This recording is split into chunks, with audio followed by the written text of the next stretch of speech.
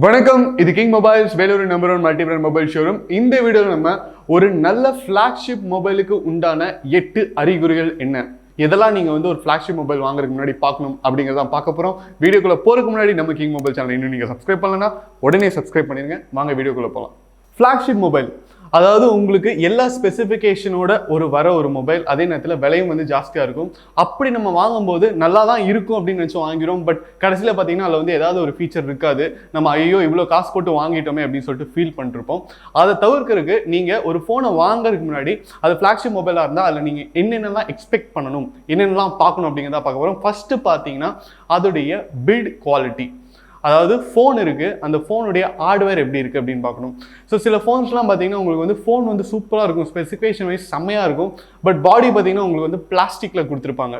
கீழே ஒரு தடவை போட்டிங்கன்னா உடஞ்சிரும். அதை மாற்றணும் அப்படின்னா பெரிய அமௌண்ட் செலவாகும். இதில் என்னென்னா அது வாரண்டியில் கூட கிளைம் ஆகாது. வாரண்டியில் நீங்கள் கீழே போட்டு உடைச்சிங்க அப்படின்னா அது கிளைம் ஆகாது அப்படின்னு சொல்லிடுவாங்க. ஸோ நீங்கள் உங்களுக்கு ஒரு மிகப்பெரிய லாஸ் ஏற்படும். அப்போ நீங்கள் பார்க்க வேண்டியது என்னென்னா உங்களுடைய ஃபோனுடைய பில்ட் குவாலிட்டி மெட்டலில் இருக்கா, அலாயில் இருக்கா அப்படின்னு பார்க்கணும். ஸோ நிறைய விலை ஜாஸ்தியான ஃபோன்ஸ்லாம் பார்த்தீங்கன்னா உங்களுக்கு அலாயில் கொடுத்துருப்பாங்க case. And front and back பார்த்தீங்கன்னா உங்களுக்கு ஸ்ட்ராங்கான கிளாஸ் கொடுத்துருப்பாங்க. ஸோ நம்மளுக்கு தெரியும் கார்னிங் கொரில்லா கிளாஸ் அப்படின்னு சொல்லிட்டு ஒரு ப்ரொடெக்ஷன் கிளாஸ் இருக்குது. அது அவ்வளோ சீக்கிரம் உடையாது. அதில் பார்த்தீங்கன்னா உங்களுக்கு கார்னிங் கொரில்லா கிளாஸ் 5 இருக்குது. பெரும்பாலுமான மொபைலில் பார்த்தீங்கன்னா அது வரும். அதையும் தாண்டி அடுத்த வேரியண்ட் பார்த்தீங்கன்னா கார்னிங் கொரில்லா கிளாஸ் விக்டஸ் அப்படின்னு ஒன்று இருக்குது. அந்த வேரியண்ட் பார்த்தீங்கன்னா உங்களுக்கு அவ்வளோ சீக்கிரம் உடையாதுன்னு சொல்லியிருக்காங்க. அண்ட் ஐஃபோன்ஸ்லாம் பார்த்தீங்கன்னா உங்களுக்கு செரமிக் ஷீல்ட் வருது அப்படின்னு சொல்லியிருக்காங்க. ஸோ ஃபஸ்ட்டு நீங்கள் பார்க்க வேண்டியது ஃபோனுடைய பில்ட் குவாலிட்டி, உங்களுக்கு எந்த அளவுக்கு ஸ்ட்ராங்காக இருக்குது ஃபோன் அப்படின்னு பார்க்கணும். செகண்ட், அடுத்தது பார்த்தீங்கன்னா நீங்கள் முக்கியமாக பார்க்க வேண்டியது ஃபோனுடைய டிஸ்பிளே.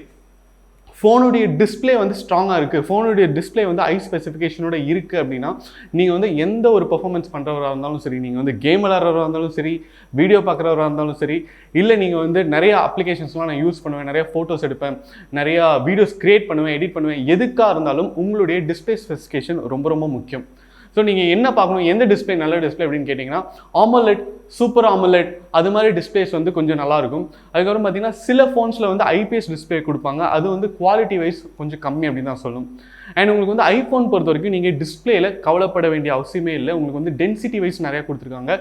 பட் ரெஃப்ரெஷ் ரேட் பார்த்தீங்கன்னா ஐஃபோனில் ரொம்ப கம்மியாக தான் கொடுத்துருக்காங்க.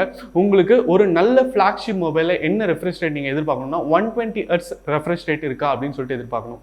நீங்கள் சாதாரணமாக ஒரு ஃபோன் யூஸ் பண்ணிருக்கீங்க, அதில் 60 Hz ரெஃப்ரெஷ் ரேட் இருக்குது அப்படின்னா 120 Hz ரெஃப்ரெஷ் ரேட் இருக்கிற ஃபோன் எடுத்து நீங்கள் ஸ்வைப் பண்ணி பார்த்தாலே அந்த டிஃப்ரென்ஸ் உங்களுக்கு தெரியும். அது மட்டும் இல்லாமல் இப்போ நீங்கள் கேம் விளாட்றீங்க, நீங்கள் டச் பண்ணுறீங்க அப்படின்னா டச் சாம்பிளிங் ரேட் இதில் ஜாஸ்தியாக இருக்குது அப்படின்னு சொல்லி பார்க்கணும்.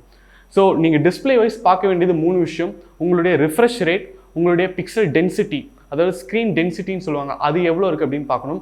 அடுத்தது பார்த்தீங்கன்னா உங்களுடைய டச் சாம்பிளிங் ரேட். இது 3மே நீங்கள் கண்டிப்பாக பார்க்க வேண்டிய ஒரு ஸ்பெசிஃபிகேஷன் அப்படின்னு தான் சொல்லணும். அடுத்தது பார்த்தீங்கன்னா ப்ராசஸர் தான் ஒரு ஃபோனுடைய பிரெயின் மாதிரி. ஸோ அது எவ்வளோ பவர்ஃபுல்லாக இருக்கும் அந்த அளவுக்கு தான் ஃபோனும் பெர்ஃபார்ம் பண்ணும். ஐஃபோன் பொறுத்த வரைக்கும் பார்த்தீங்கன்னா எந்த ஃபோன் அவங்க லான்ச் பண்ணாலும் அதில் ப்ராசஸர் த பெஸ்ட் கொடுத்துருவாங்க.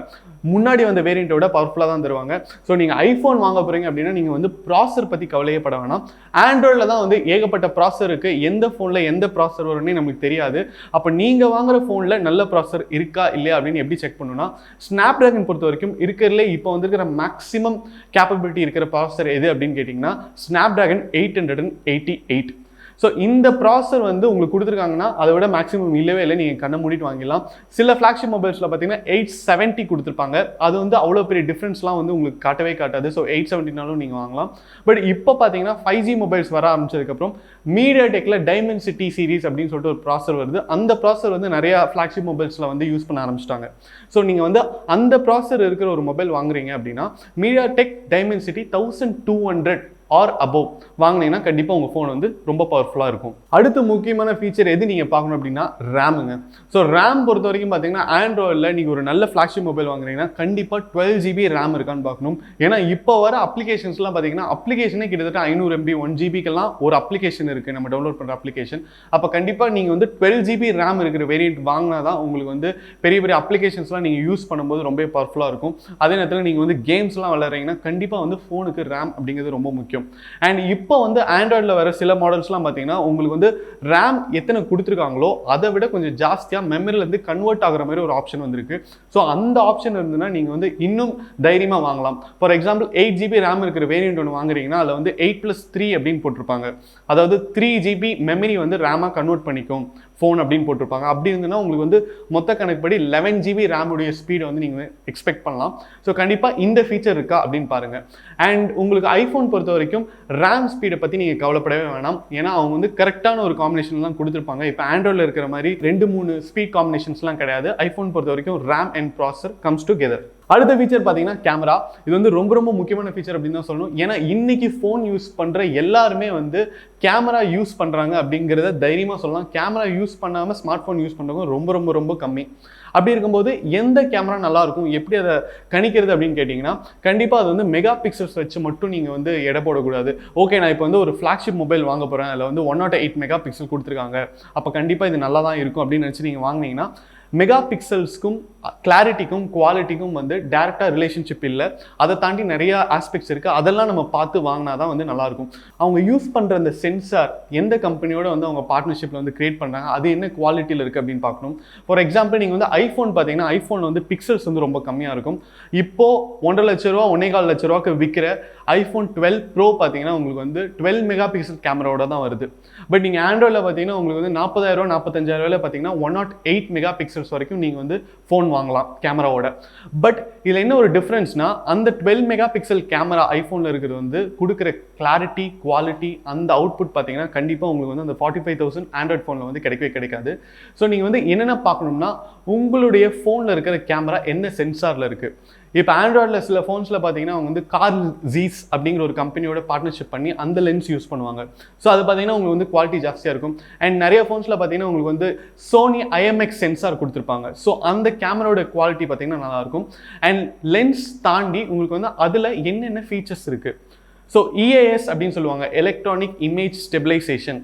இந்த ஃபீச்சர் இருக்கா அப்படின்னு பார்க்கணும். அண்ட் AI அப்படின்னு சொல்லுவாங்க, AI சப்போர்ட்டட் கேமராஸ் அப்படின்னு சொல்லுவாங்க, அந்த ஃபீச்சர் இருக்கா அப்படின்னு சொல்லி பார்க்கணும். அதுக்கப்புறம் பார்த்தீங்கன்னா அப்ரேச்சர் ஒன்று இருக்குங்க. அப்ரேச்சர் பார்த்தீங்கன்னா இப்போ 2.5 1.8 அப்படின்னு கொடுத்துருப்பாங்க. இந்த அப்ரேச்சர் வந்து எவ்வளோக்கு எவ்வளோ கம்மியாக சொல்கிறாங்களோ அவ்வளோக்கு எவ்வளோ குவாலிட்டி வந்து ஜாஸ்தியாக இருக்கும் அப்படின்னு அர்த்தம். ஸோ நீங்கள் வந்து ஒரு ஆண்ட்ராய்ட் ஃபோன் வாங்குறீங்க, அதில் வந்து 3 லென்ஸ் கொடுத்துருக்காங்க அப்படின்னா அதில் வந்து அப்ரேச்சர் 2.3 இருக்குது, இன்னொரு ஃபோனில் வந்து 1.8 இருக்குன்னா அந்த 1.8 இருக்கிற ஃபோனில் வந்து கிளாரிட்டி ஜாஸ்தியாக இருக்கும் அப்படின்னு அர்த்தம். அடுத்தது பார்த்தீங்கன்னா வைட் ஆங்கிள். ஸோ எப்போவுமே நம்மளுக்கு தெரியும், இப்போ வர ஃபோன்ஸ்லாம் பார்த்தீங்கன்னா higher end phones flagship mobiles எல்லாமே வந்து 3-4 கேமராவோட வருது. அதில் ஒரு லென்ஸ் பார்த்தீங்கன்னா உங்களுக்கு வந்து ப்ரைமரி லென்ஸாக இருக்கும். அண்ட் அடுத்த லென்ஸ் பார்த்தீங்கன்னா உங்களுக்கு வந்து வைட் ஆங்கிள் லென்ஸாக இருக்கும். அந்த வைட் ஆங்கிள் லென்ஸ் வந்து எவ்வளோ டிகிரி வைட் அப்படின்னு பார்க்கணும். ஸோ 120 டிகிரி வைட் அப்படின்னா நீங்கள் வந்து தாராளமாக வாங்கலாம். சிலலாம் பார்த்தீங்கன்னா அதில் வந்து கொஞ்சம் கம்மியாக கொடுத்துருப்பாங்க. ஸோ இது மாதிரி ஃபீச்சர்ஸ்லாம் பார்த்து கேமரா வந்து நீங்கள் வந்து கரெக்டாக ஜட்ஜ் பண்ணி வாங்கணும். அடுத்தது பார்த்தீங்கன்னா பேட்ரிங்க. ஸோ பேட்டரி வந்து ரொம்ப ரொம்ப முக்கியம். என்னதான் ஃபோன் வந்து சூப்பர் பவர்டு ஃபோனாக இருந்தாலும் பேட்டரி வந்து நிற்கவே இல்லை அப்படின்னா நீங்கள் வந்து ஒரு நாளைக்கு 2 தடவை சார்ஜ் போடுற மாதிரி இருந்தால் கண்டிப்பாக உங்களுக்கு வந்து ஒரு பீஸ்ஃபுல்லான யூசேஜ் கிடைக்கவே கிடைக்காது. பேட்டரி பொறுத்த வரைக்கும் ஆண்ட்ராய்டு அப்படின்னா நீங்கள் வந்து ஒரு 4500 mAh நீங்கள் பார்க்கணும். மினிமம் 4500 mAh இருந்ததுன்னா கண்டிப்பாக நீங்கள் வந்து ஒரு ஆவரேஜ் யூஸராக இருந்தீங்கன்னா உங்களுக்கு வந்து 1 டே பேக்கப் வரும். நீங்கள் வந்து ரொம்ப ஹையாக யூஸ் பண்ணிங்கன்னா கூட உங்களுக்கு வந்து ஒரு half டே கண்டிப்பாக வரும் அப்படின்னு தான் சொல்லணும். ஸோ நீங்கள் பார்க்க வேண்டிய பவர் என்னன்னா மினிமம் 4500 mAh இருக்கணும். ஐஃபோன் பார்த்தீங்கன்னா ஐஃபோனில் இதுலேயும் வந்து உங்களுக்கு ஆப்ஷனே கிடையாது. பட் அவங்க கொடுக்குற பேட்டரி அப்படின்னு பார்த்தீங்கன்னா உங்களுக்கு வந்து ஆண்ட்ராய்டில் வர ஃபோன்ஸோட கொஞ்சம் கம்மியாக இருக்குது அப்படின்னு தான் சொல்லணும்.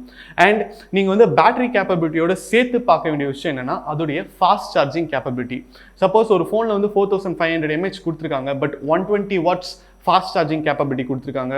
இன்னொரு ஃபோனில் பார்த்தீங்கன்னா உங்களுக்கு வந்து 5000 mAh கொடுத்துருக்காங்க, பட் ஃபாஸ்ட் சார்ஜிங் பார்த்தீங்கன்னா 33 வாட்ஸ் தான் கொடுத்துருக்காங்கன்னா நீங்கள் தாராளமாக வந்து 120 வாட்ஸ் ஃபாஸ்ட் சார்ஜிங் இருக்கிற ஃபோனோட போயிடலாம். ஏன்னா உங்களுக்கு அது வந்து 0 to 100 பார்த்தீங்கன்னா 30 மினிட்ஸில் வந்து ஆயிரும். உங்களுக்கு வந்து 33 வாட்ஸ் ஃபாஸ்ட் சார்ஜிங் கொடுத்துருக்கிற ஃபோன் பார்த்தீங்கன்னா 0 to 100 எடுக்கிறதுக்கு 2 மணி நேரம் ஆகும். ஸோ இந்த காம்பினேஷன் வந்து நீங்கள் பார்க்க வேண்டிய ரொம்ப முக்கியமான ஃபீச்சர். கடைசியாக நம்ம பார்க்க போகிற ஃபீச்சர் பார்த்தீங்கன்னா சின்ன சின்ன ஃபீச்சர்ஸ் இருக்குங்க. அது வந்து ஃபோனை வந்து ரொம்ப பலப்படுத்தக்கூடிய ஒரு ஃபீச்சராக இருக்கும். ஃபஸ்ட்டு பார்த்தீங்கன்னா உங்களுடைய ஃபிங்கர் பிரிண்ட் சென்சார் பார்த்தீங்கன்னா இன் டிஸ்பிளேல இருக்கா அப்படின்னு பாருங்கள்.